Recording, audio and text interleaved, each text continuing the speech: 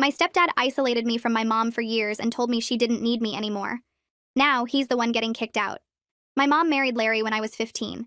He seemed decent at first, bought me video games, took us out to dinner, acted like he wanted to be a family. That lasted about 6 months. Once the wedding was over, he started making rules about when I could talk to my mom. Said she was tired from work and didn't need me bothering her with teenage problems. If I tried to tell her about school, he'd interrupt saying we were being too loud. If she tried to help me with homework, he'd suddenly need her for something urgent. By the time I left for college, I barely had a relationship with her. Larry always answered her phone, always had excuses why she couldn't talk. She's sleeping, she's busy, she's not feeling well. When I'd come home for breaks, he'd plan trips for just the two of them that happened to overlap with my visits. Mom would apologize but say Larry had already paid for everything. I'd spend holidays alone in my childhood home while they went to resorts. After graduation, I got a job 3 hours away. Tried to visit Mom once a month, but Larry made it impossible. He'd say they had plans, the house was being fumigated. Mom had a headache. When I'd call, he'd put me on speaker and hover over the conversation. If Mom mentioned missing me, he'd change the subject. Tell her about some cruise he wanted to book or restaurant he wanted to try. One Sunday, I drove down without warning. Mom answered the door and burst into tears when she saw me. We hadn't been alone in 2 years. She started telling me how much she missed me, how Larry wouldn't let her call, how he'd hidden her phone. Then Larry came home. He pulled me outside and said Mom didn't need me anymore.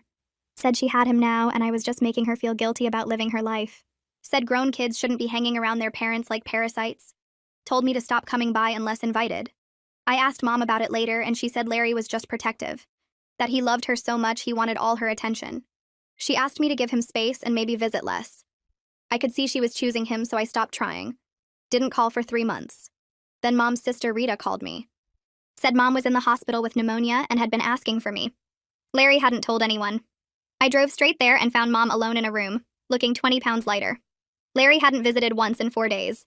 The nurses said no one had come to see her. When I asked Mom why Larry wasn't there, she said he was busy with work. But Rita did some digging and found out Larry had been laid off 6 months ago. He'd been lying to Mom, spending her money while pretending to work. That's why he didn't want me around. I might notice things. I stayed with Mom for a week. During that time, I found out Larry had taken out credit cards in her name, maxed them out, and was hiding the bills. He'd convinced her to add him to her retirement account and had withdrawn $30,000. He'd sold her jewelry and told her she must have misplaced it. He'd been isolating her so she wouldn't have anyone to talk to about the missing money. When Mom got home, I confronted Larry with bank statements. He said it was none of my business what happened between husband and wife. Said I was jealous of their relationship. Said Mom wanted him to manage the finances. Mom was sitting right there and said she never agreed to any of it. Larry got nasty then. Said Mom was confused from the medication. Said she'd been forgetting things lately. Started suggesting she might need professional help for memory issues. That's when Mom snapped. Told him to get out. He laughed and said the house was half his now. She said she'd changed her will while in the hospital and he wasn't getting anything. He could stay until the divorce was final, but that was it. Larry's jaw dropped. Requested Reds is on Spotify now. Check out link in the description or comments. Dropped. He stood there in the living room, mouth working like he couldn't figure out what words to use. Mom kept her eyes locked on him, not backing down for the first time since I'd been back. He started to say something about how she couldn't do this, but she cut him off and told him to pack his essentials and get out by the end of the week. He tried the guilt trip again, saying she was throwing away 7 years like they meant nothing. Mom stood up from the couch, walked past him to the bedroom, and shut the door in his face. I heard the lock click. Larry looked at me like I was supposed to do something, maybe convince Mom to change her mind. I told him he had 5 seconds to walk away before I called the cops for trespassing. He grabbed his jacket off the chair and left without another word. I stayed with Mom for the next 3 days while Larry packed his stuff. He moved around the house like a ghost, trying to catch Mom alone to talk, but she refused to be in a room with him unless I was there too. Rita came by every evening after work with dinner and helped us go through the financial mess. We found 2 more credit cards Larry had opened in Mom's name, bills stuffed in the back of his closet behind the winter coats. Another $15,000 we didn't know about. Mom sat at the kitchen table staring at the statements, and I watched her hands shake as she added up the total damage. Rita suggested we meet with her friend Orla, who handled divorces involving money problems. Mom agreed without hesitation. On the 4th day, Larry's brother showed up with a truck. I watched from the window as they loaded boxes and garbage bags full of clothes. Larry kept looking back at the house like he expected Mom to come running out and stop him. She stayed in her bedroom with the door locked until his truck pulled away. When I knocked and told her he was gone, she opened the door and just stood there staring at the empty driveway. Then she started crying. these big, awful sobs that shook her whole body. I held her on the couch for over an hour while she let it all out. She kept saying sorry over and over, apologizing for pushing me away and choosing him. I told her Larry was the one who should be sorry, not her. The house felt different after Larry left. Quieter, but also lighter somehow, like we could finally breathe without someone watching and judging every move. Mom and I made breakfast together the next morning, something we hadn't done in years. She asked about my job, my apartment, my life, all the things Larry used to shut down or change the subject about. We talked for 2 hours over cold eggs and burnt toast. She told me how Larry would hide her phone when I called, how he'd delete my voicemails before she could hear them, how he convinced her I was busy with my own life and didn't want to be bothered with her problems. I explained how every time I tried to visit, he'd have some excuse ready about why it wasn't a good time. Rita set up a meeting with Orla for the following Monday. Mom was nervous about it, kept worrying that going after Larry legally would make everything worse. I reminded her about the $45,000 he stole, the credit cards, the lies about his job. She nodded, but I could see the doubt in her eyes. Years of Larry's manipulation didn't just disappear because he moved out. Mom went back to work that week. She was still tired from the pneumonia, still coughing sometimes, but she said staying home made her think too much. Her coworker Fiorella pulled her aside at lunch and told her everyone at the office had noticed things. How Larry would show up during Mom's lunch breaks and sit there the whole time. How he'd call the office phone if Mom didn't answer her cell within 5 minutes. How he'd pick her up after work and wait in the parking lot if she was running late. Fiorella said she almost said something a dozen times but didn't want to overstep or make things awkward. Now she felt awful for staying quiet. Mom told Fiorella she didn't blame her because Larry was good at making his control look like love and devotion. Even Mom herself didn't see it clearly until she was lying in that hospital bed with nobody visiting and time to actually think. Fiorella hugged her and said if Mom needed anything, rides to appointments or just someone to talk to, she was there.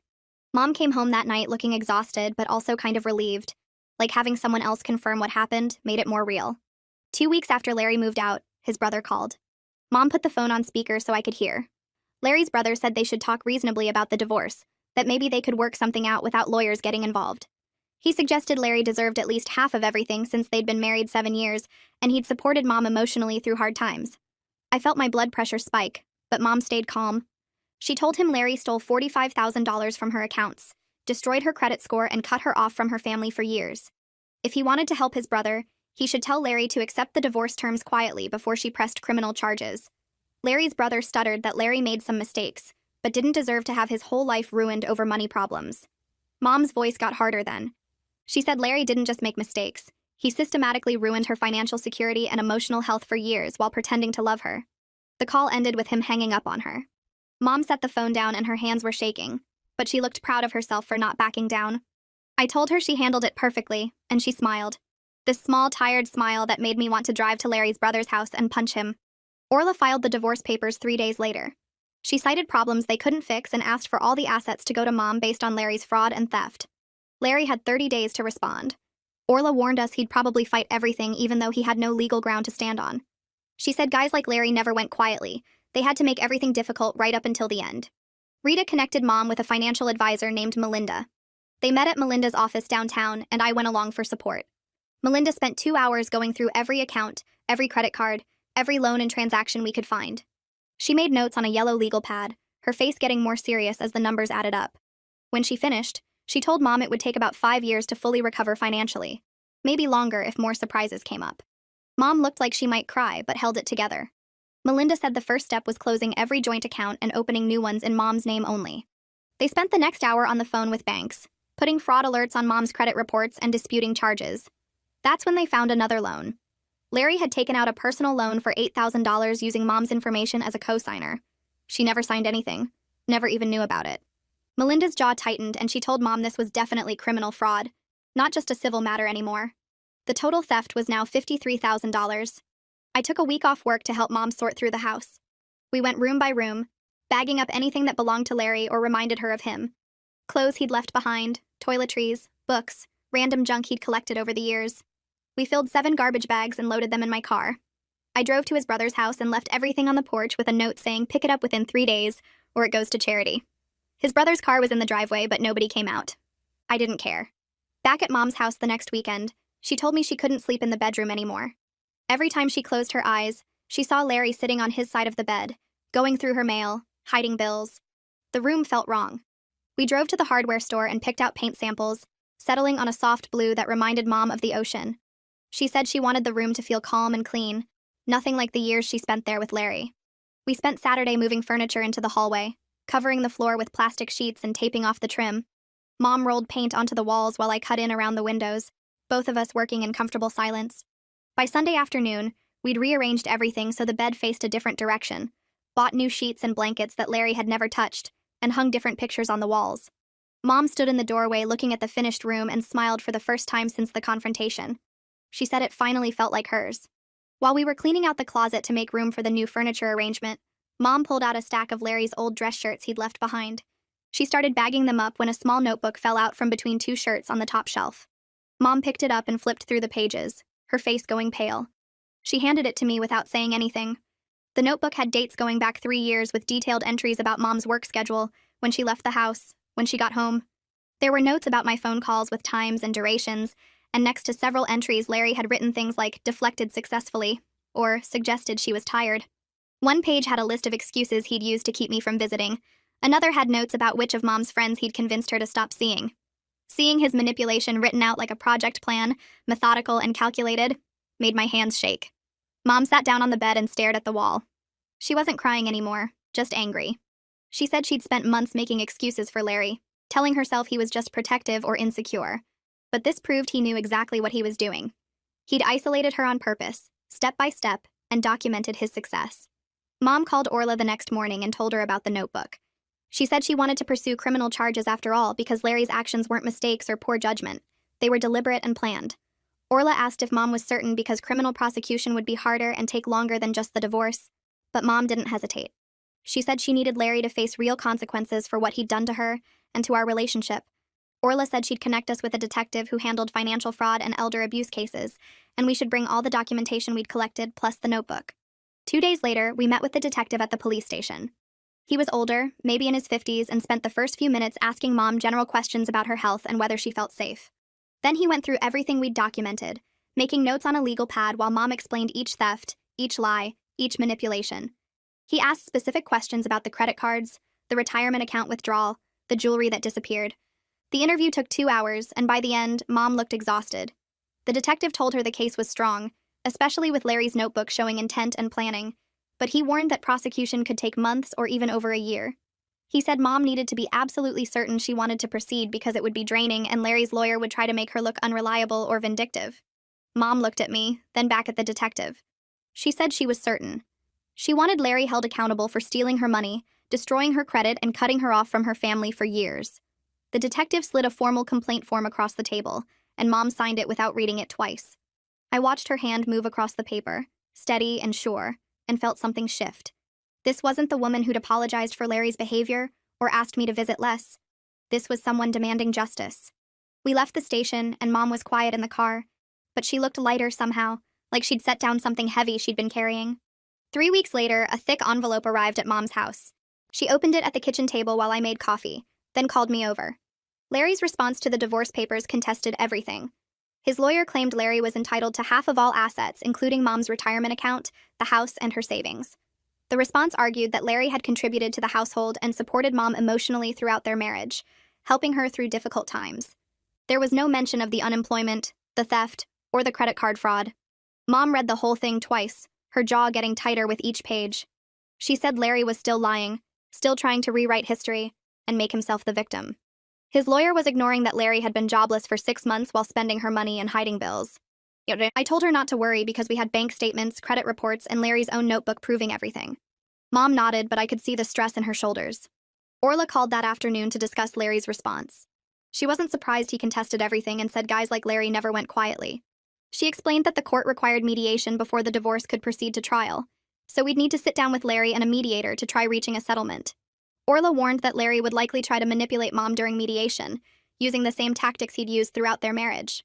She told Mom to stay focused on the facts we'd documented and not let Larry's emotional manipulation work on her. Mom agreed, but I could hear the worry in her voice. Orla scheduled the mediation for 2 weeks out and said she'd meet with us beforehand to prepare. The night before mediation, Mom barely slept. She came downstairs at 2 in the morning and found me on the couch. She admitted she was scared of seeing Larry again, worried that being in the same room with him would make her fall back into old patterns. She said for 7 years, giving in to Larry had been easier than fighting, and she was afraid that instinct would kick in when he started talking. I reminded her of everything we'd found: the notebook with his calculated plans, the bank statements showing theft, his attempts to gaslight her about her memory. I told her Larry only had power over her when she was isolated and confused, but now she had documentation, witnesses, and people supporting her. Mom nodded and said she knew that logically, but emotionally she still felt like the woman who'd believed his lies. I stayed up with her until 4, going through the bank statements again and reminding her of specific things Larry had done. By the time the sun came up, Mom looked more determined than scared. The mediation happened in a conference room at the courthouse. Larry was already sitting at the table when we arrived with Orla. He looked terrible, like he hadn't been sleeping or eating properly. His shirt was wrinkled and he'd lost weight. The mediator, a woman in her 40s, explained the process and asked both sides to present their positions. Larry's lawyer went first, arguing that Larry deserved half of everything because marriage was a partnership, and he'd supported Mom emotionally. Then Larry spoke directly to Mom, his voice soft and sad.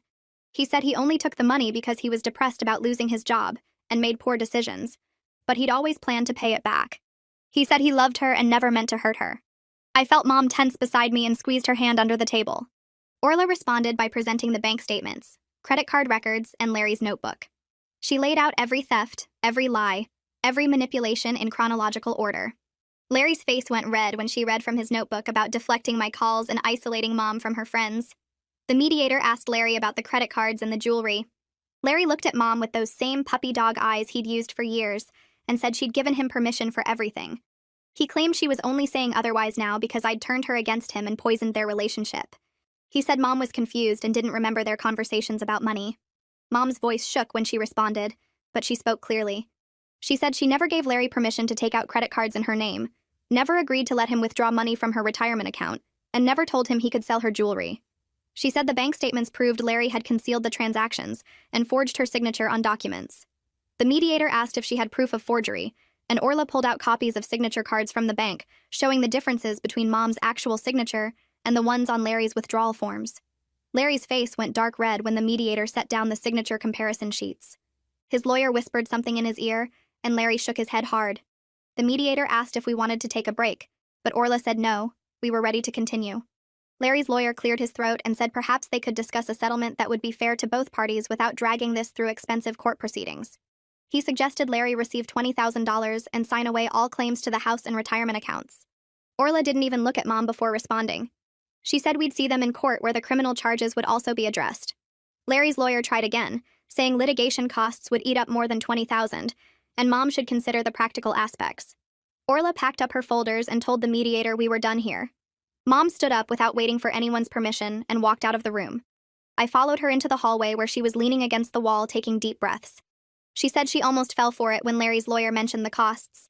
I reminded her that Orla knew what she was doing and Mom had already paid enough. Orla joined us a minute later and said the divorce would proceed to trial in about 3 months. The criminal investigation was moving forward separately, and the detective would keep us updated. Mom looked exhausted, her shoulders sagging under her jacket. I promised to be there for every court date and hearing no matter what. 2 weeks passed and I drove down every Friday after work. Mom seemed lighter each time I saw her, like she was remembering who she'd been before Larry. We established new routines that felt good and normal. Sunday morning breakfast together became our thing. Just scrambled eggs and toast, but we'd talk for hours. Evening walks around the neighborhood started happening too, something Mom had stopped doing because Larry said exercise was pointless at her age. She told me how Larry used to criticize everything she did, making her feel stupid for wanting to take care of herself. Now she walked every evening whether I was there or not. Her coworker Fiorella started joining her sometimes, and Mom said it felt good to have a friend again. One Tuesday afternoon, Mom called me at work sounding scared. Larry had shown up at her office trying to talk to her. Security had escorted him out, but Mom was shaking. I told her to call the police immediately and report the violation of the no-contact order Orla had filed. Mom did, and I stayed on the phone with her until the officers arrived. She gave her statement with trembling hands, but her voice stayed steady. The old version of herself would have minimized what happened or made excuses for Larry. This version told the truth clearly. The police issued Larry a formal warning and said any further contact would result in arrest. Mom called me that night and said she felt proud of herself for not backing down. I told her I was proud too. That weekend, I helped Mom sort through old photo albums and pack away pictures that included Larry. She didn't want reminders of him in her daily view. We found her wedding album buried in a closet, and Mom asked if I wanted to burn it in the fireplace. I said only if she wanted to. She held it for a long time before putting it in a box for the attic instead. She said maybe someday she'd be ready, but not yet. Rita came over Saturday with groceries and stayed for dinner. She told Mom that several of her old friends had been asking about her. Mom admitted she was nervous about reconnecting because she'd let those friendships die during the marriage. Rita said real friends understood and would be happy to see her again. Mom decided to reach out to a few people she'd been close with before Larry. The responses shocked her. Everyone wanted to get together and catch up. Several admitted they'd noticed concerning signs but didn't know how to bring it up without seeming judgmental of her marriage. One friend said she'd called a few times years ago, but Larry always said Mom was busy and would call back. She never did because Larry never gave her the messages. Rita organized a small gathering at Mom's house with 4 of her closest old friends. I stayed in the kitchen making coffee and putting out cookies while they talked in the living room. Mom's laugh came through the doorway, genuine and light. I hadn't heard that sound in years. When I brought the coffee tray in, all 5 women were crying and hugging. Mom introduced me to everyone, and they told stories about things Mom used to do before the marriage: volunteer work at the library, book club meetings, weekend hiking trips, all things Larry had slowly eliminated from her life.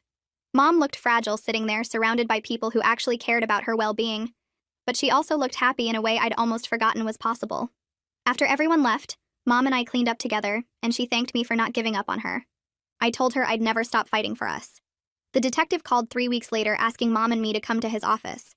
He had new information from the subpoenaed bank records. We drove there together, and he spread printouts across his desk showing online gambling transactions. $45,000 had disappeared into various casino websites over 6 months. The detective explained this added another layer to Larry's deception and helped establish a clear pattern of theft rather than poor financial decisions. Mom stared at the papers like they were written in a foreign language. She kept saying she had no idea. She never saw any of this. The detective assured her that was the point of Larry's isolation tactics. He didn't want anyone looking at the finances closely enough to notice. The detective said the criminal case was strong and they'd be moving forward with formal charges soon. He warned that Larry's lawyer might try to negotiate a plea deal to avoid trial. Mom nodded but didn't say anything. Sure enough, Larry's lawyer contacted Orla the next week. He wanted to discuss a plea deal on the criminal charges in exchange for Larry accepting the divorce terms without contest. Orla called Mom and explained the offer carefully. A plea deal would mean certainty and closure, but potentially lighter consequences for Larry. If they went to trial, Larry might face harsher penalties, but there was always the risk a jury could be sympathetic. Mom asked what Orla recommended, and Orla said it was entirely Mom's choice. This wasn't about legal strategy. It was about what Mom needed emotionally. Mom said she needed time to think about it. She spent the next several days going back and forth. One minute she wanted Larry to face full consequences for what he did. The next minute she just wanted it over, so she could move on with her life. I drove down Thursday evening and found her sitting at the kitchen table with papers spread everywhere. She said she kept trying to decide what was right but couldn't figure it out. I sat down across from her and told her there was no wrong choice. Whatever she decided, I'd support completely. This wasn't about punishment or revenge. It was about what would let her heal and rebuild. Mom cried and said she didn't know who she was anymore after 7 years of Larry telling her what to think and feel. I said she was figuring that out and doing an amazing job. The decision was hers alone, and I trusted her completely. Mom called Orla the next morning and said she wanted to accept the plea deal. Her voice sounded tired but certain when she explained that dragging this through criminal trials for another year would just keep Larry in her life longer. She wanted him gone, wanted to move forward, wanted to stop living in the past. Orla said she understood completely and would contact Larry's lawyer to finalize the terms. The plea deal went through faster than expected. Larry appeared in court 2 weeks later and admitted guilt to fraud and theft charges in front of a judge. Mom didn't attend because Orla said she didn't have to, that watching Larry perform remorse would just upset her. The judge sentenced him to 2 years probation and ordered a payment plan for $45,000, $375 monthly for 10 years. Mom laughed when Orla called with the news because that amount would barely cover interest on what he stole, but at least it was something. The divorce followed immediately after the criminal case closed. Orla filed the final paperwork, and Larry's lawyer didn't contest anything this time, probably because Larry was too busy dealing with probation requirements to fight. Mom kept the house, her retirement account, every asset they'd accumulated during the marriage. Larry got stuck with all the credit card debt he'd created, and the restitution payments on top of it. The divorce decree arrived in Mom's mailbox on a Tuesday afternoon. I was there when she opened it, standing in the kitchen while she pulled out the official document with the court seal. She read through it twice, then started crying right there at the counter. But these tears looked different from all the others I'd seen over the past months.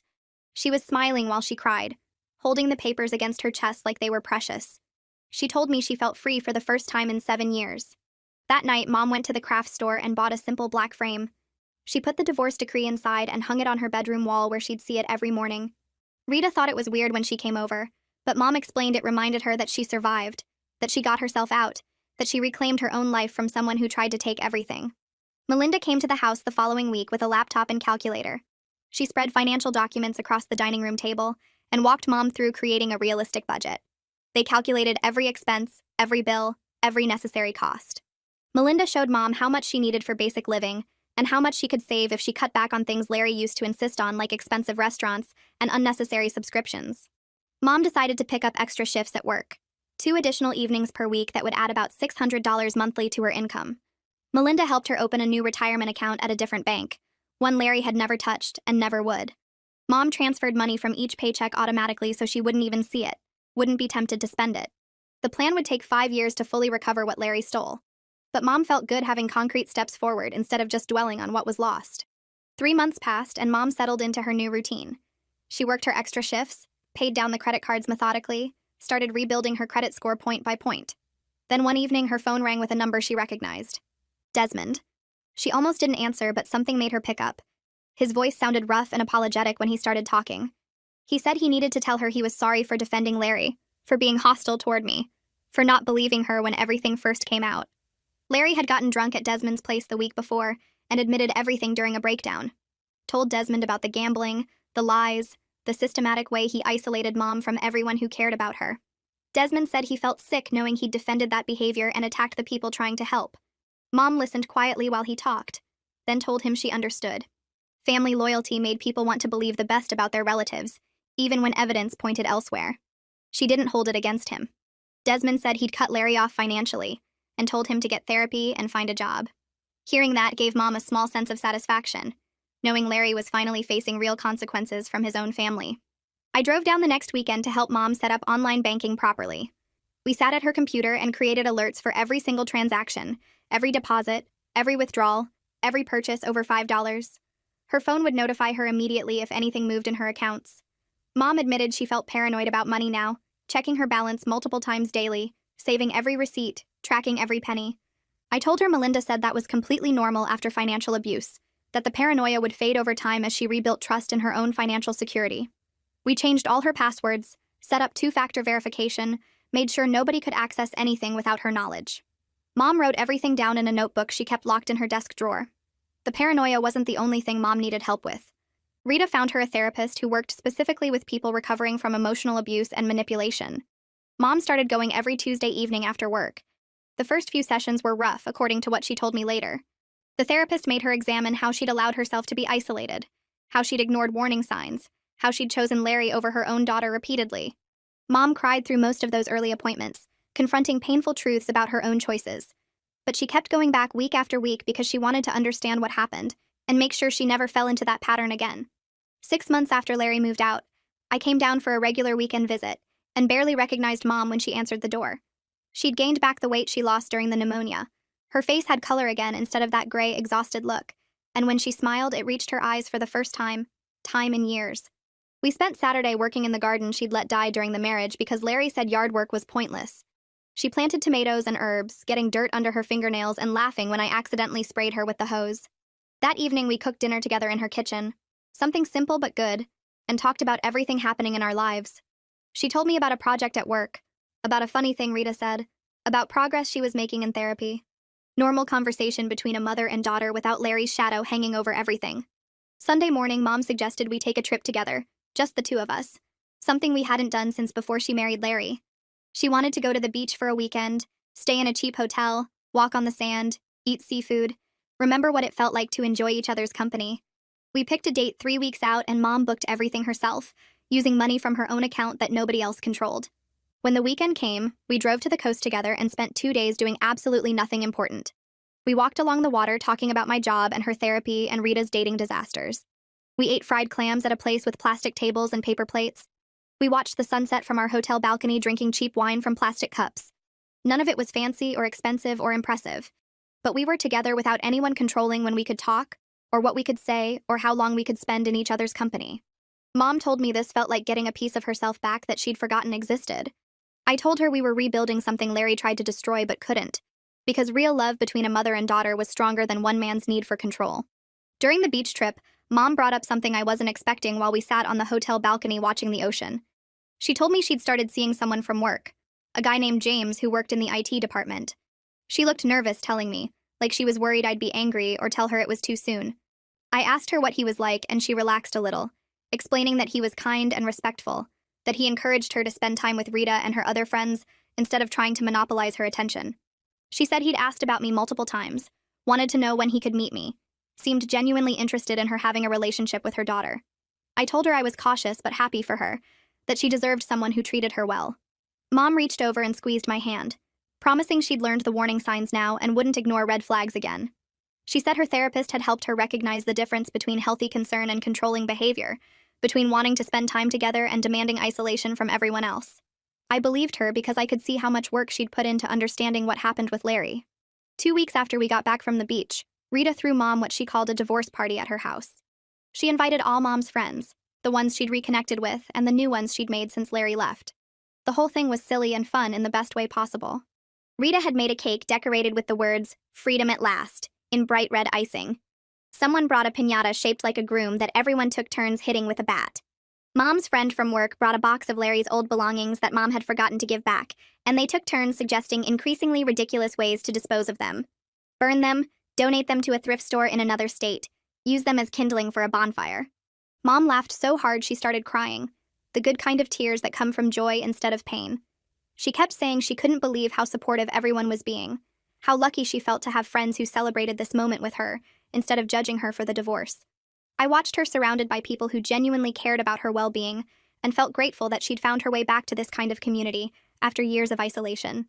3 weeks later, Mom received the first restitution payment from Larry in the mail. She called me right away, her voice flat with disappointment. $300. That was what Larry had sent, the bare minimum required by his payment plan. At the rate he was going, it would take him 12.5 years to repay the $45,000 he'd stolen, and that was assuming he never missed a payment. Mom drove straight to the bank and deposited the check, then called Melinda to update her on the payment. She told Melinda she wasn't counting on Larry's restitution money for her financial recovery, that she was building her plan around what she could control and earn herself. Melinda praised her for having realistic expectations and reminded her that the court-ordered payments were just a bonus, not the foundation of her rebuilding strategy. Mom sounded tired but determined when we talked that evening. She said seeing that pathetic $300 check actually strengthened her resolve to become financially independent again, to never rely on anyone else to fix what Larry had broken. A month after that conversation, I got called into my manager's office at work. I'd been nervous all morning thinking I'd done something wrong, but instead she offered me a promotion to senior analyst with a significant raise. I accepted immediately and spent the rest of the day in a daze, barely able to focus on my work. That weekend, I drove down to see Mom and brought my first bigger paycheck with me. I'd already written a check for $2,000, the full balance of one of the credit cards Larry had maxed out in Mom's name. When I handed it to her, she immediately tried to give it back, saying I needed to save my money and build my own financial security. I refused to take it back and told her that supporting each other was what family did, that she'd supported me through college and my early career struggles, and now it was my turn to help her. Mom started crying and pulled me into a tight hug, saying she didn't deserve a daughter like me after pushing me away for so many years. I told her to stop punishing herself for what Larry had orchestrated, that we were moving forward together now, and that was what mattered. Mom's therapy sessions continued every Tuesday evening, and over the next few months she started opening up to me about what she was working through with her therapist. The guilt she carried about choosing Larry over our relationship had been eating at her since the hospital, making her question whether she was a good mother at all. Her therapist helped her understand that she'd been a victim of systematic manipulation and isolation, that Larry had used specific tactics to separate her from the people who cared about her most. The therapist explained that financial abusers often target their victims' closest relationships first, creating dependency and removing support systems that might help the victim recognize what was happening. Mom said hearing that she wasn't just weak or stupid, that she'd been deliberately targeted and manipulated by someone skilled at emotional abuse, helped her separate her choices from her character.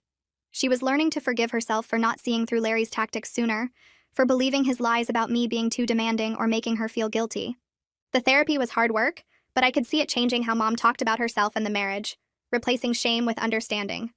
5 months after the divorce was finalized, Mom drove up to visit me at my place for a long weekend. It was the first time she'd made the trip in years, the first time she'd seen where I actually lived and spent time in my space. I introduced her to my friends over dinner Friday night, and she charmed everyone with stories from her work and questions about their lives. Saturday, we explored the downtown area near my apartment, visiting shops and cafes I'd wanted to show her for years. She met my neighbor who I'd become close with, saw the community garden where I volunteered on weekends, walked through the park where I ran most mornings. Sunday morning before she left, Mom sat on my couch drinking coffee and told me how proud she was of the person I'd become despite Larry's efforts to keep us apart. She said seeing my life, my friends, my independence made her realize I'd built something good for myself, even during those years when we barely spoke. I told her I'd always known she loved me even when Larry was controlling our contact, that I'd held on to that knowledge through all the missed calls and canceled visits. Mom hugged me goodbye in my doorway and promised to come back soon, said she wanted this to become a regular thing where we spent time in each other's spaces instead of always meeting in her town where everything reminded her of the past. 2 weeks after her visit, Mom started volunteering at a domestic violence shelter downtown. She'd found the organization through her therapist, who suggested that sharing her story might help her healing process. Mom went through their volunteer training program and started working with women who were experiencing financial abuse and isolation, similar to what she'd endured. She called me after her first shift sounding energized in a way I hadn't heard in years. She'd talked with 3 different women about the warning signs she'd missed, the ways Larry had gradually increased his control, the tactics he'd used to separate her from family and friends. The women had recognized their own situations in Mom's story, had asked questions about how she'd finally broken free and started rebuilding. Mom said helping others recognize the patterns she'd been blind to gave her a sense of purpose and healing she hadn't found anywhere else. She felt like her experience with Larry, as painful as it had been, could now serve a purpose in protecting other women from similar abuse. A year after I'd confronted Larry with those bank statements, Mom called me with news about her financial recovery. She'd just met with Melinda for their quarterly review and had paid off 2 of the fraudulent credit cards completely. Her credit score had climbed 70 points from its lowest point, still damaged but improving steadily each month. Melinda told her she was ahead of schedule on the recovery plan they'd created, that at this rate Mom would be back to financial stability within 3 years, instead of the original 5-year estimate. Mom's voice filled with pride as she described seeing those zero balances on accounts that had once been maxed out with Larry's spending.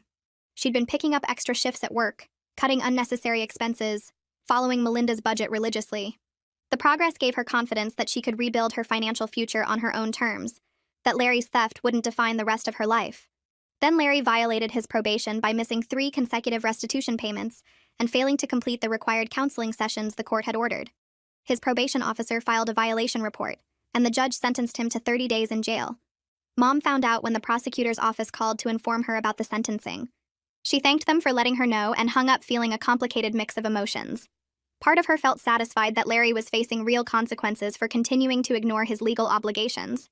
But mostly she felt nothing, realized she'd spent weeks without thinking about him at all, that he'd become irrelevant to her daily life. She told me that evening that the jail sentence felt like justice, but also like closing a chapter that was already finished. Larry wasn't taking up space in her thoughts anymore, wasn't controlling her emotions or decisions, had become just a mistake she'd learned from rather than the center of her world. Mom and I established a new tradition over the following months, monthly dinners where we cooked together at her place and talked about everything happening in our lives. We'd pick a recipe neither of us had tried before, shop for ingredients together, spend the evening in her kitchen making a mess and laughing at our mistakes.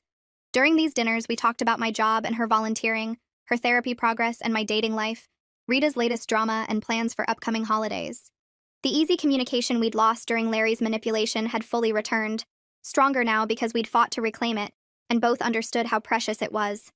Mom would sometimes reference something from the years when Larry kept us apart, and instead of avoiding the topic, we'd talk about it honestly, acknowledging the pain, but also celebrating how far we'd come. These monthly dinners became the anchor of our rebuilt relationship, proof that real love between a mother and daughter was stronger than one man's need for control. Mom signed up for an introduction to art history class at the community college that fall. She'd mentioned wanting to study art years ago, back before Larry told her she was too old to waste time on hobbies when she should focus on taking care of the house. I helped her register online and drove her to campus the first night, watching her walk into the building with her new notebook and pens looking nervous but excited. She called me after that first class talking faster than I'd heard in years, telling me about Renaissance paintings and a discussion about symbolism in religious art. The professor had asked the class to share why they were interested in art history, and Mom said she'd been honest about Larry discouraging her interests for years and wanting to reclaim parts of herself she'd lost. 3 other women came up to her after class saying they related to her story, that they'd also put their own interests aside for partners or family. Mom started meeting these women for coffee before class each week, forming friendships based on shared experiences and genuine support, rather than the surface-level relationships Larry had allowed. She'd come home from class energized, telling me about debates over artistic movements and group projects analyzing famous works. Her world was expanding beyond the small, isolated circle Larry had created, and I could hear the difference in her voice every time we talked. 6 months into her art history class, Mom mentioned she'd been seeing someone from work and wanted me to meet him officially. I drove down the following weekend feeling cautious, but trying to stay open-minded for her sake. His name was James, and he worked in the accounting department at Mom's company. They'd known each other casually for years, but only started talking more after Larry left, and Mom returned to work full-time. James showed up at Mom's house with flowers and a bottle of wine, shaking my hand and asking genuine questions about my job and life 3 hours away. He didn't hover over Mom or interrupt when she talked, didn't try to control the conversation or steer topics away from me. When Mom mentioned our monthly dinner tradition, James said he thought it was wonderful that we'd rebuilt our relationship and he'd never want to interfere with our time together. The contrast to Larry's behavior hit me hard, remembering how Larry had systematically worked to keep us apart, while James actively encouraged Mom to maintain close family connections. We spent the evening talking easily, and James shared stories about his own family and asked my opinion on things rather than dominating every discussion. After he left, Mom asked what I thought, and I told her honestly that he seemed kind and respectful, that I was cautiously optimistic, but glad she was taking things slow. She promised she'd learned the warning signs and wouldn't ignore red flags again, that therapy had taught her what healthy relationships looked like. 2 years after I'd confronted Larry with those bank statements and watched Mom tell him to leave, she decided to host Thanksgiving at her house. She invited Rita, me, James, Fiorella from work, and several friends she'd made through her art history class and volunteer work at the shelter. I arrived early to help cook and found Mom in the kitchen surrounded by ingredients, looking happier and more confident than I'd seen since before she married Larry. We spent the morning preparing food together, talking and laughing while the house filled with cooking smells. Guests started arriving around noon, and the house came alive with conversation and warmth, so different from the tense, silent holidays I'd spent alone when Larry whisked Mom away on trips. Rita brought her famous sweet potato casserole and told embarrassing stories about Mom from their childhood. Fiorella shared how much Mom's friendship had meant to her over the past 2 years, how inspiring it was to watch her reclaim her independence. James fit naturally into the group, helping serve food and making everyone feel comfortable. After dinner, Mom pulled me aside into her bedroom where we could talk privately. She told me she finally felt like herself again after years of losing her identity to Larry's control, that she could look in the mirror and recognize the person staring back. She said hosting this Thanksgiving surrounded by people who genuinely cared about her well-being felt like proof she'd survived and rebuilt something beautiful from the damage Larry had caused. Later that evening, after everyone else had left and James had gone home, Mom and I stood in her kitchen washing dishes together and talking about plans for Christmas. The sink was full of plates and serving bowls, evidence of the full house and successful celebration. Mom's hands were in soapy water scrubbing a roasting pan while I dried wine glasses and put them back in the cabinet. She turned to me suddenly with tears in her eyes and thanked me for not giving up on her even when she'd pushed me away, for driving down that Sunday without warning and forcing a conversation that broke through Larry's isolation.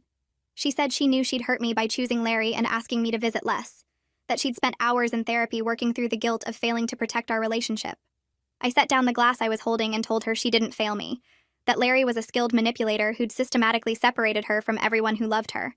I said I'd always fight for our relationship because that's what real love looks like, not the possessive control Larry had disguised as devotion. Mom hugged me tight, and we stood there in her kitchen holding each other while dish soap bubbles popped in the sink and leftover pumpkin pie sat covered on the counter. The house was quiet now, but still warm from the day's gathering, and I realized this moment was what we'd been fighting toward all along.